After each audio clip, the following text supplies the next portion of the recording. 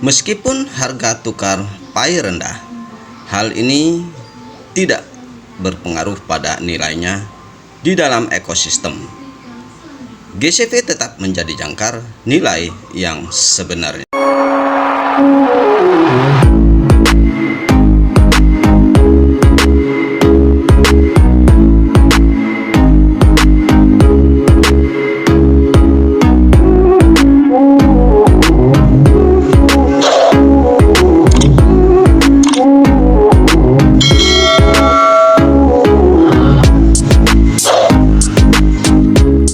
Selamat datang kembali di channel Bangkit Kembali. Mudah-mudahan hari ini teman-teman dimanapun berada tetap sehat dan tetap semangat.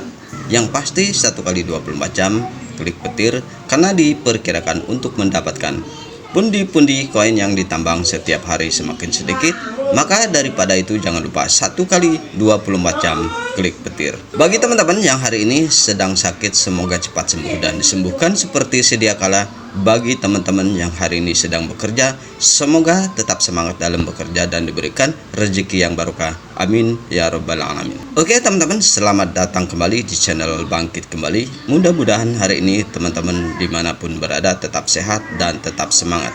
Dan yang pasti jangan lupa konsisten setiap hari 1x24 jam klik petir untuk mengumpulkan pundi-pundi koin yang ditambang setiap hari. Baik, kita simak informasi yang mungkin kita bisa pahami sama-sama dan kita bisa riset bersama apa arti sebuah nilai GCV, yang mana nilai GCV adalah nilai yang sudah disetujui oleh teman-teman atau komunitas GCV global di seluruh dunia. Berbagai analisa atau spekulasi, banyak hal-hal yang berbeda dari pandangan ini, dan mungkin semua orang tidak tahu, dan hanya Dr. Nicholas Kokali sendiri yang tahu akan dibawa kemana Pi Network ini, dan nilainya akankah terjadi dengan nilai GCV atau akan terjadi yaitu sesuai dengan market atau nilai yang ada sekarang di bursa. Baik teman-teman, mari kita simak informasi ini dan jangan skip agar tidak gagal paham dalam menyikapi setiap informasi yang ada. Mari kita simak, yuk kita lanjut ke TKP. Analisis prediktif Pi yang terdaftar di bursa tampak seperti mata uang kripto tradisional. Tapi apa perbedaan fundamentalnya? Mengapa strategi tim inti jaringan Pi merupakan jurus jitu? Mengapa nilai tukar dapat diabaikan hingga grand open mainnet? Nilai ditentukan oleh konsensus, bukan harga. Perbedaan filosofi antara Pi dan mata uang kripto tradisional. Alat pembayaran atau aset spekulatif membongkar kesalahpahaman strategis tentang Pi. Ini adalah analisis prediktif dan mungkin berbeda dari hasil aktual. Kemudian yang pertama, penangkapan luar mirip dengan mata uang kripto tradisional, namun esensi Pi berbasis utilitas. Pada tanggal 20 Februari tahun 2025, tim inti Pi secara resmi mengumumkan peluncuran Open Network dan sekaligus menetapkan serangkaian bursa resmi. Sekilas, Pi tampak telah memasuki ranah mata uang kripto konvensional dengan dapat diperdagangkan di platform ini. Namun maksud dan desanya pada dasarnya berbeda. Pi bukan sekedar aset investasi. Pi dirancang sebagai token utilitas yang berfungsi sebagai alat pembayaran. Dalam sistem nilai berbasis konsensus yang diatur oleh komunitas, pencatatan tersebut bukan pembukaan spekulatif, tetapi gerbang terkendali untuk interaksi pembayaran yang diatur melalui mitra bisnis yang beroperasi di bawah perlindungan hukum. Kemudian yang kedua, lelang domain. Alat perisi untuk perluasan utilitas dan penyerapan likuiditas. Dari tanggal 14 Maret hingga 28 Juni tahun 2025, tim inti Pi meluncurkan lelang domain.pi, sebuah kampanye yang mungkin tampak seperti acara penjualan domain sederhana, namun proyek ini dirancang secara strategis untuk mengomersialkan layanan utilitas tidak komunitas dan menyerap token Pi yang bocor ke pasar eksternal oleh para peserta yang didorong oleh konformitas. Jika semua anggota komunitas benar-benar memahami pentingnya Pi dan mematuhi ketentuan migrasi, menghindari transfer tidak sah ke bursa, strategis ini akan jauh lebih efektif. Sebaliknya, beberapa pioner yang melihat Pi hanya sebagai aset yang dapat diperdagangkan, setuju, sengaja atau tidak, untuk menjual Pi yang ditambang di bawah GCV dengan harga pasar yang sangat didiskon. Hasil ini secara langsung mencerminkan prinsip filosofi yang dinyatakan oleh pendiri Pi. Nilai Pi sama nilainya dengan nilai yang diyakini para pelopornya. Kemudian yang ketiga, harga tidak relevan. Nilai ditentukan oleh konsensus komunitas. Berbeda dengan aset kripto tradisional di mana harga ditentukan oleh penawaran dan permintaan. Model nilai Pi berakar pada konsensus komunitas atau GCV.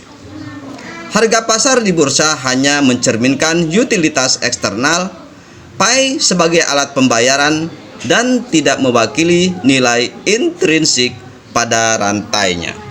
Jadi, meskipun harga tukar Pi rendah, hal ini tidak berpengaruh pada nilainya di dalam ekosistem.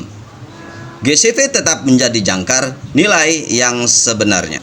Kemudian yang keempat, bursa resmi hanya saluran pembayaran yang sah. Bursa yang ditunjuk oleh tim inti bukan pasar spekulatif, tetapi mitra bisnis resmi yang dipilih untuk mengendalikan likuiditas dan operasi pembayaran. Transaksi pada platform ini dimaksudkan untuk memfasilitasi utilitas, bukan spekulasi. Membeli satu Pi pada harga 0,5 US dollar hanya memberikan akses ke utilitas digital dengan nilai 0,5 US dollar. Mengharapkan keuntungan modal adalah kesalahpahaman terhadap tujuan sistem. Kemudian yang kelima, Pi tidak dapat diperoleh untuk keuntungan. Baik white paper Pi maupun ketentuan migrasi menjelaskan dengan sangat jelas. Jika Anda membutuhkan uang tunai dengan cepat, Pi bukanlah jalan yang tepat. Anda tidak boleh memperoleh Pi dengan harapan mendapat keuntungan. Pernyataan-pernyataan ini bukan hanya sekedar filosofi. Pernyataan-pernyataan ini merupakan perlindungan struktural yang dirancang untuk secara hukum dan konseptual membedakan Pi dari aset-aset spekulatif atau aset-aset kelas sekuritas. Mereka yang mengabaikan peringatan ini secara efektif telah mendevaluasi kepemilikan mereka sendiri dengan menyetujui untuk menukar Pi yang dicetak GCV dengan harga pasar yang sangat didiskon. Itu bukanlah kerugian yang direkayasa oleh sistem, melainkan akibat kesalahpahaman seseorang sendiri. Kemudian yang keenam, kesimpulan. Nilai sejati Pi terletak pada konsensus, kepercayaan, dan utilitas.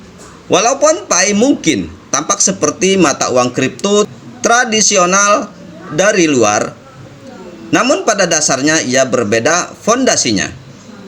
dibangun atas konsensus yang didorong oleh komunitas, penerapan utilitas strategis, manajemen likuiditas, dan keberangkatan yang jelas dari mekanisme spekulatif. Lelang domain PAI bukan hanya sekedar acara promosi, ini adalah mekanisme untuk menyerap kembali PAI yang bocor dan mengikat ekosistem ke aktivitas berbasis utilitas yang bertujuan.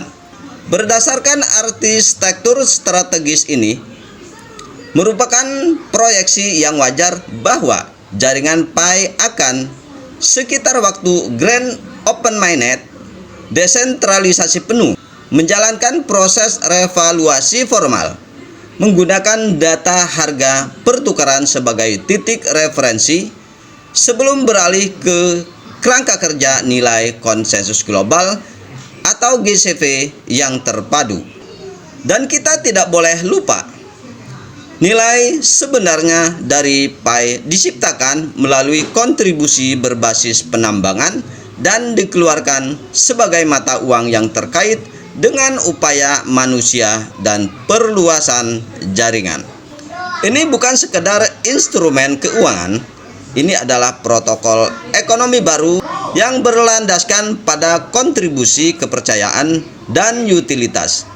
Sebuah perubahan radikal dari spekulasi pasar yang mendefinisikan kripto tradisional. Demikian informasi yang terupdate dari Bangkit Kembali. Semoga bisa dipahami dan semoga dimengerti. Semoga informasi ini atau video ini bermanfaat. Dan apabila ada kata-kata yang kurang pas atau kurang dipahami, itulah kekurangan. Bangkit Kembali. Salam petir, ceder, ceder, ceder.